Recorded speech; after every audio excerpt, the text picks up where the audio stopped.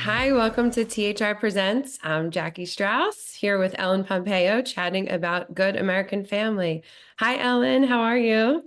Hi, Jackie. I'm well. It's nice to see you.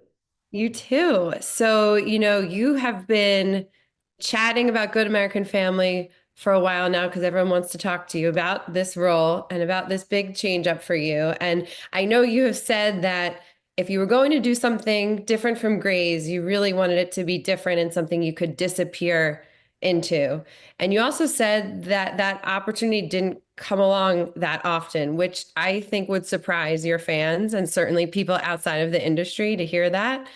What made Good American Family such an intriguing role to come to you, given that you had been kind of looking for something that would fit that bill? I was looking for a big swing. This is certainly it. It's a character so different from Meredith Grey and so different from me. So I thought, and everybody says do things that scare you. And this was definitely scary. It's challenging subject matter. There's a lot of different ways you could mess this up, producerially, and tell the wrong story and tell the stories the wrong way. And so um, is definitely on the more dangerous side of content as far as trying to make it. What really did scare you? And was it an exciting scare or just kind of a, oh, I don't know if I should do this scare? Well, it's playing someone who's a child abuser. Hmm. And so, I think the fact that I have children of my own and social media and the media and the images we see being what they are, I think I was afraid for my kids to see any clips of that. Um, and then also what does it take emotionally to have to find that, and did I want to sort of feel that and live in that space? And I've been asked the question, like, was this character hard to let go of when I finished? And I was, oh, no, I was one foot out the door the last day of filming. I was so happy to let it go. That's really interesting. Especially when you started to research her, considering so much has been out there. There was a docuseries, of course, there's news headlines of what really happened. Did you find yourself over immersing yourself given the content and kind of some of the things you just said? Did you have to like pull back in order to play her? I wouldn't say I wouldn't say over immersion. I would say more um, that in order for me to justify her behavior, she really needs to believe that she's the victim. She really, really has to believe that she has been wronged and that she's justified in everything she's doing. And the reason why she's justified is because she's actually the one who's been wronged. So that was the mindset for me to stay in. And as is, it's a narcissistic mindset, and we see a lot of that lately. So there's plenty of examples of it to use for references. It's the narcissism. Really, there's this victim villain thing where they can be the biggest villain and they see themselves as a victim always. And I think that's a really good hook to play a narcissist, is just to constantly focus on what everybody is doing to you. And that's how I navigated to, believing and justifying every choice that Christine Burnett made, or my version of Christine Burnett made. Well, the big twist of the show is that there's a huge shift of perspective halfway through. And so in your early conversations, when you were talking about the role and first getting the scripts, did you understand, was that the format of the show from the start? Was that always going in as we're going to portray Christine's point of view and then we're going to flip it on its head and everyone is going to have a very different story that they're watching? Yes, and that, I mean, I think that was the reason to make the show, because the logical question is, why make this show? Why tell this story again? We've seen it; it's been told. The interesting thing, and Katie Robbins says this often, is the interesting thing about this story and the reason to make this show is no matter whose version of the events you watch or listen to or read, you sort of come away, or Katie and I and Mark, we all had sort of a similar experience, which is we would read one thing and say, oh, this is definitely what happened. And then you read a conflicting story to that. And you're like, oh, wait, that sounds like that was what happened. And depending on what you read or heard or saw, you believe something different. And everybody has their own opinion. So I think that's what's interesting about this story and the way Katie chose to tell it is how you and I can both watch the same thing happen and have a completely different takeaway of what we just watched.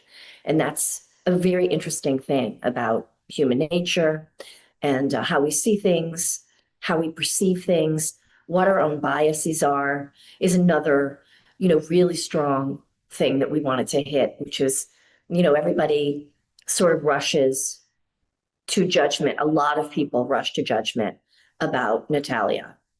And because she looks different and has different abilities and isn't doesn't have a typical what we consider to be a typical body size, then of course she's the other, she's the one who's different, so she must be the bad one.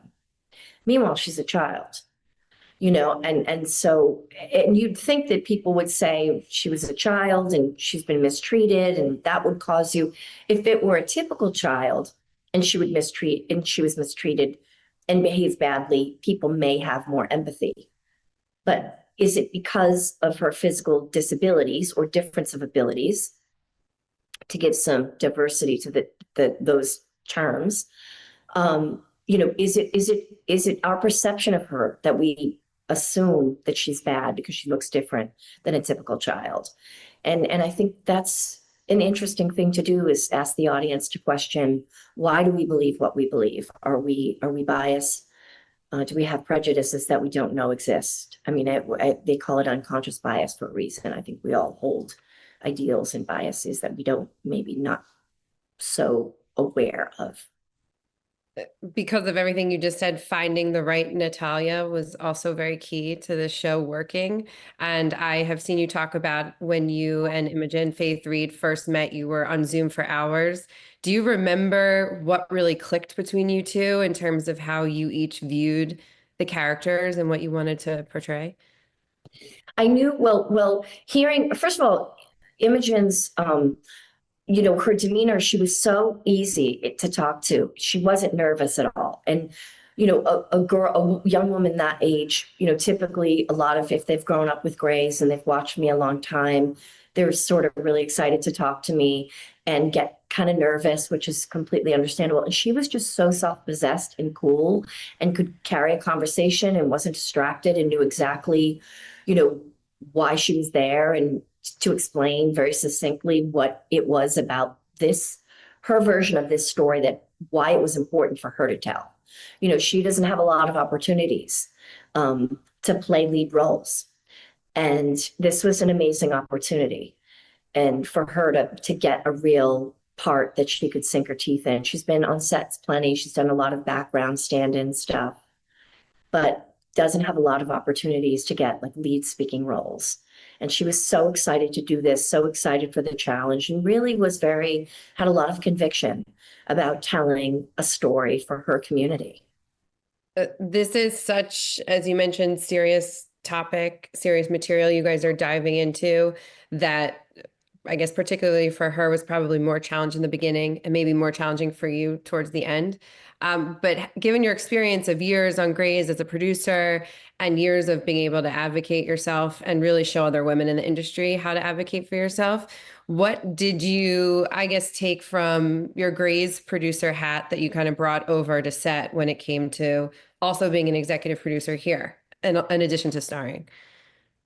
I think that, the biggest thing I've learned is to listen. Um, I think especially on Grey's and being on Grey's for so long and knowing it so well and knowing how it runs so well, there's a lot to say and there's a lot of opinions that I have and a lot of ideas and a lot of things. But I've learned over the years, I think I've become a much better listener. And and I really just see my role as, how can I help? And do you even want my help? Because I've had to learn that lesson too, that just because I want to help doesn't mean someone wants my help. So I think I've become a good listener, and I just sort of, I'm here if you need me, and I'm gone if you don't. But so I think I try to be supportive, but not overstep in any way. When it came to the discussions you all were having about how to promote the show or how to market the show, I am interested to hear some of those behind the scenes conversations because you could have gone a couple of ways. You could have really tipped the audience off, or you could have really held it back. And you guys did this dance of, in pre-interviews, you guys were saying there will be a shift, but we didn't know exactly what it was. Was that a difficult thing to figure out? And did you particularly push for anything in terms of how you wanted to present the show? I what I pushed for with respect to marketing and the press was I just really wanted to be mindful of what the subject matter is. Mhm. We're talking about neurodivergent kids, we're talking about kids with disabilities or that are atypical, we're talking about child abuse, we're talking about mental health. So I had said to the marketing team and the PR teams, like, we have to be really mindful. We're not going to do any silly press, and there was a day when we had to do like some Hulu content, and the social media ladies were there, and I said, we can't really do TikToks like that. I understand you girls are just trying to do your job, but you have to understand you haven't seen the show yet. We cannot do these fun sort of poppy TikToks as much as you want to. We really need to be mindful. This content could be triggering for people, the subject matter. There's so many people who have difficult relationships with their mothers. There's so many reasons to be triggered by this. Um, so I was really, really uh, involved and very particular about what kind of press we should do, and how we talk about the show. Of course, we have to be careful because it's there's sort of there's real people involved here. So and then the other thing that I think was important was just that I feel, so my fans have stuck with me for so long and they've been so loyal. And I think that's literally a pot of gold to have loyal fans. I mean, people, have the attention spans, myself included, of a gnat. Like, for people to stick with me for 21 years on a show, and we're playing the same character in the same show over and over and over, and to stick with all of us that are on that show, I just feel so indebted to the fans because they've given me an incredible run on Grey's. And so I wanted this show to really, I didn't want to disappoint them.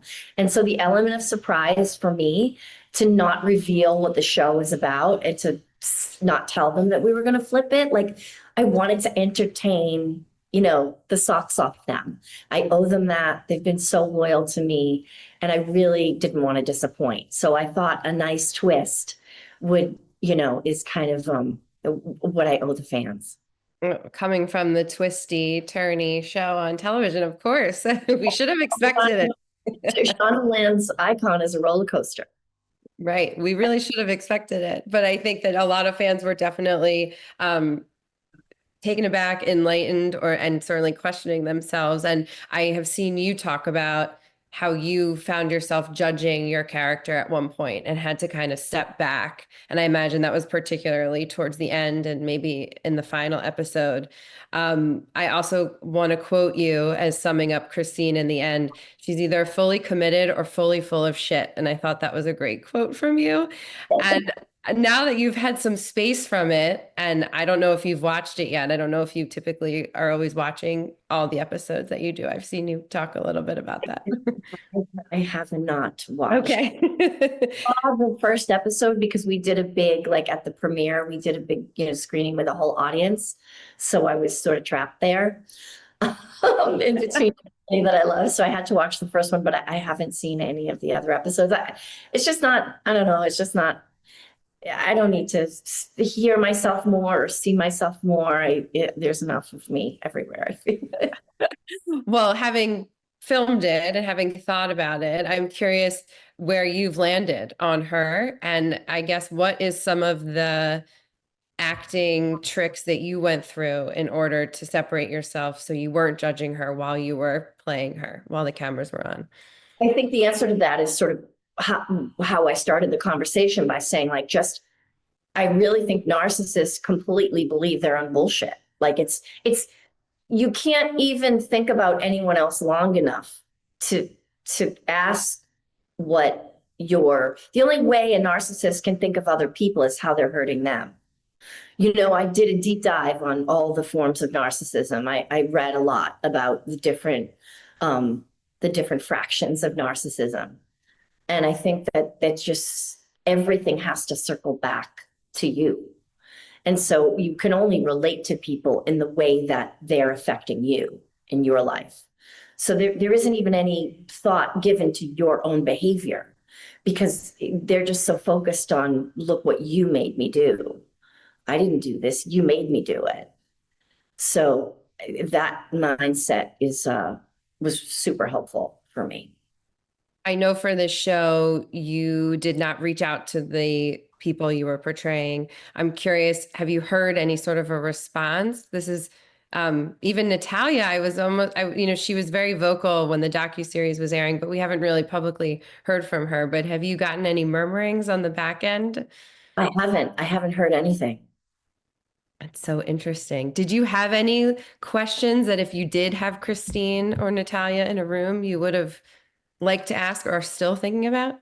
I don't think so, really, because the truth is I I do think that, when things are happening in the moment and emotions are super high, again, I think people are, also super reactive. And I think recollections vary. I've been watching this Karen Reed trial Hmm. on court TV, and it's interesting because it just is like you say things in the moment, but then your recollection is different, and there's so much sort of trauma response when things are happening to make you react. It's like, how much is a trauma response? How much is how you would normally respond? I think that we're all informed by our pasts, our past experiences, and we're all informed by our childhood, which is another, really amazing piece about this show. What I love is that we touch on how everybody got there, and everybody seems hell bent on doing better than their parents did with them, but yet somehow that doesn't happen. They are no better than their parents. And people have a tendency to judge their parents and criticize their parents for things they did. But it's harder to walk a mile in their shoes.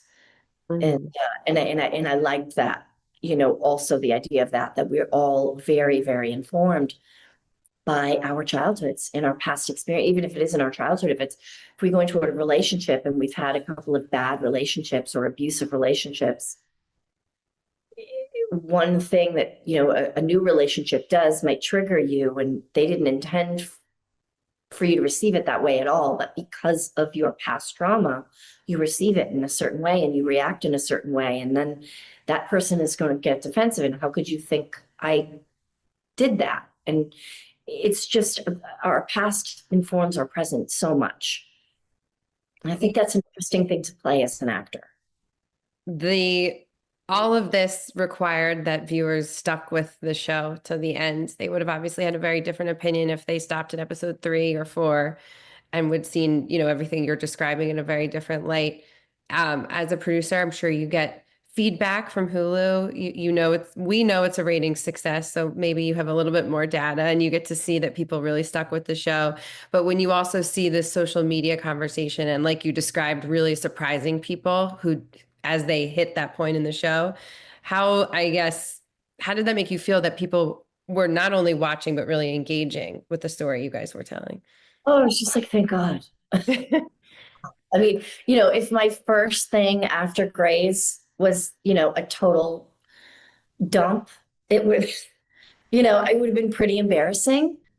But listen, it happens. Like it's really hard to make a show. It's really hard to make content. And listen, this show is not perfect. There's if we had a drink over dinner, I'd tell you a million things that went wrong with it and shots I didn't like or whatever. It's hard to make a show. It's hard to make a streaming show on a network schedule. There's a lot of things about this. It was interesting to me to work on a streaming show and see that it's the same pace and schedule as a network show, but yet it's meant to be much slower and more creative. So that was a whole piece. So, and you just don't ever know in this business what you're going to get, what the end result will be, how people will receive it. You can think it's great, the timing might be off. You don't know what's going on in the world. So anytime you have anything that's remotely successful in what we do is just a huge blessing and a win. And I was just so relieved. I was so relieved that, that as many people watched it. I think even Hulu was surprised. I think they expected it to do well. I don't think they expected it to do as well as it did. Again, thank you to the fans. My fans are amazing. And Mark has great fans too. And Imogen is just such a lovely person. So, and she's done a great job with her Instagram and her TikTok. She's really fantastic because she's of that age. So she gets it. And I think has been so warm and gracious on that platform. So, just super grateful because there's just no, just because people love me as Meredith Grey and love me on Grey's, that doesn't guarantee me anything moving forward. It doesn't guarantee that they'll follow me, doesn't guarantee that they'll like me or believe me in any other character as anything else. And the fact that I was shown so much support is pretty meaningful for me. Typically, when there's a rating success and there is runway to continue telling a story like here, they're coming to you, knocking down your door, asking about a season 2. Have any of those conversations started? I know Christine's story may be over, but Natalia's definitely has a lot of time left. Yeah, I mean, those conversations started happening weeks ago, like kind of like, a couple days after episode 8 dropped. I couldn't actually believe how fast it happened. Wow. But yes, and there's 2 ideas, I think, right now is yes, Christine Barnett's story is over, or my version of Christine Barnett's story is over.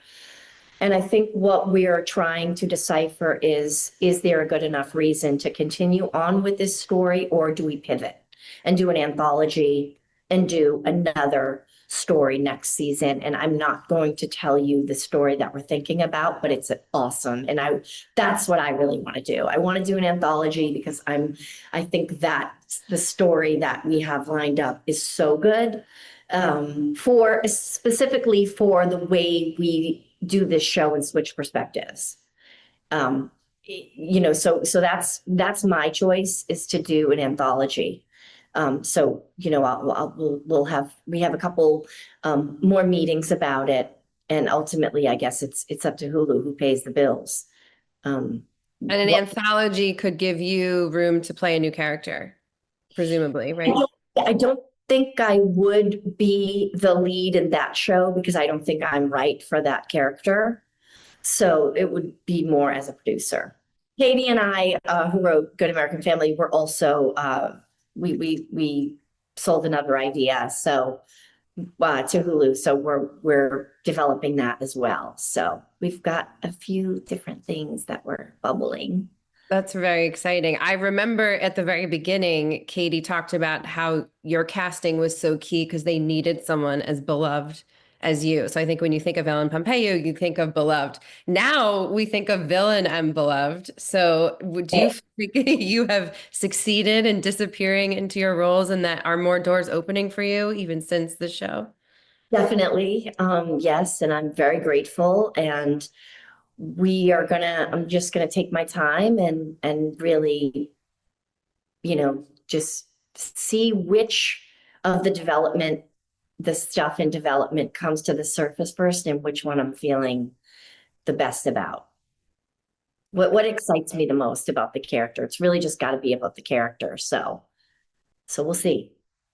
And with Grey's, I understand each year you sit down with your showrunner, Meg Marinis, and you kind of go over schedules and you figure out when we'll be seeing Meredith Grey it seems we'll be seeing more of her, yet you're talking about more developmental projects. And I know you wanted to spend more time with your family. So how are you looking at balancing your acting, your producing, your family time? And will we still see you as much on Grace? You won't see me as much, of course. I'm so lucky that I'm in the position that I am with Grays, that they let me I do 7 episodes.